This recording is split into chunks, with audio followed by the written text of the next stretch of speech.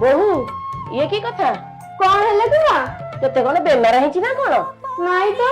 अरे मत में एमिति कोन कहजो मालो तू तो रात गोटारे सोई कि 5टा रे उठी जाउची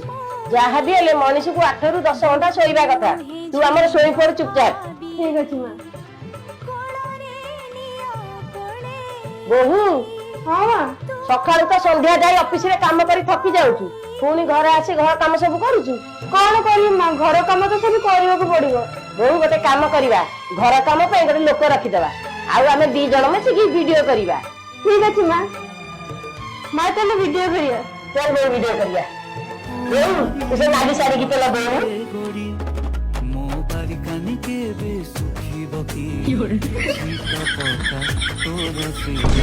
शाशु बहु जदि घर एमती मिसिकी चलिबे तो परिवारटा पूरा हस खुशी रे रहिबो एमिति शाशु बहु वीडियो आपण मानु केमति लागिला कमेंट रे मतामत जणाନ୍ତୁ।